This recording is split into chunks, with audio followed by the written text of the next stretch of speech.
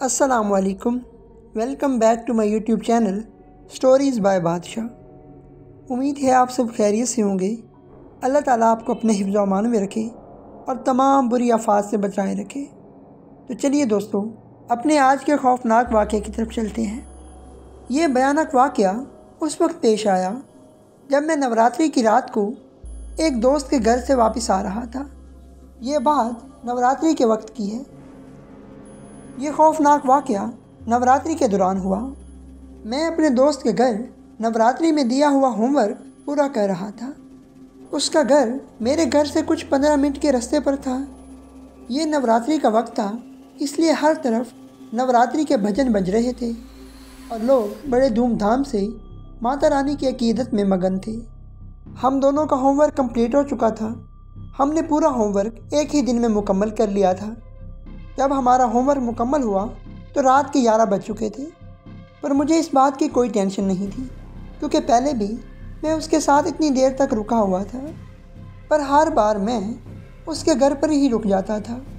لیکن آج مجھے گھر جانا تھا تو میں نے اپنا سارا سامان اٹھایا اور اسے الوداع کہہ کر اپنے گھر کے لیے روانہ ہو گیا۔ کیونکہ رات بہت ہو چکی تھی، اس لیے ادھر ادھر کوئی چہل قدمی نہیں تھی، یعنی ادھر ادھر کوئی دکھائی نہیں دے رہا تھا مجھے۔ لیکن اس سے مجھے کوئی فرق نہیں پڑ رہا تھا اور میں اپنے گھر کی طرف بڑھ رہا تھا۔ پھر میرے سامنے 2 سڑکیں آئیں۔ دونوں سڑکیں میرے گھر کی طرف جاتی تھیں۔ ایک سڑک تھوڑی لمبی تھی اور دوسرا راستہ ایک گلی سے ہو کر جاتا تھا۔ میں نے جلدی پہنچنے کے لیے اس گلی کا راستہ چن لیا۔ وہ ایک سنسان گلی تھی اور وہ ایک ایسی گلی تھی جس میں لوگ رات تو کیا صبح بھی مشکل سے جاتے تھے، پر اس گلی سے میرے گھر تک پہنچنے کے لیے راستہ کافی چھوٹا تھا، اس لیے میں نے اس گلی کا راستہ اختیار کر لیا۔ اس سنسان گلی میں زیادہ روشنی نہیں تھی، اس لیے وہاں تھوڑا اندھیرا تھا، اس لیے مجھے ٹھیک سے نظر نہیں آ رہا تھا کچھ بھی، لیکن پھر بھی میں آگے بڑھ رہا تھا۔ تھوڑا آگے جانے پر میں نے دیکھا کہ میرے سامنے کوئی کھڑا ہے۔ وہ جو کوئی بھی تھا صحیح سے دکھائی تو نہیں دے رہا تھا، صرف اس کا دھندلا سا سایہ نظر آ رہا تھا۔ وہ ایک گھر کے کونے پر کھڑا تھا اور اس کا چہرہ میری طرف تھا، جس کا مطلب ہے کہ وہ جانتا تھا کہ میں اس کے سامنے ہوں۔ جو بھی تھا وہ بہت لمبا تھا اور میں نے اس کے سر پر 2 بڑے سینگ بھی دیکھے تھے۔ میں یہ دیکھ کر بہت خوف زدہ ہو گیا اور میرے تو پسینے چھوٹنے لگے، میرے ہاتھ پاؤں کانپنے لگے۔ اسے دیکھ کر میرے پاؤں زمین پر جم گئے۔ میں سمجھ گیا تھا کہ وہ کوئی انسان نہیں ہو سکتا بلکہ وہ ایک شیطان تھا۔ پر عجیب بات یہ تھی کہ وہ شیطان میرے پاس نہیں آیا بلکہ وہ دور سے کھڑا میری طرف دیکھ رہا تھا۔ میں نے بھی بہت ہمت سے کام لیا اور ماتا رانی کا نام لے کر آگے بڑھنے لگا، لیکن نہ چاہتے ہوئے بھی میں اس کی طرف دیکھ رہا تھا۔ اس کی آنکھیں سرخ تھیں۔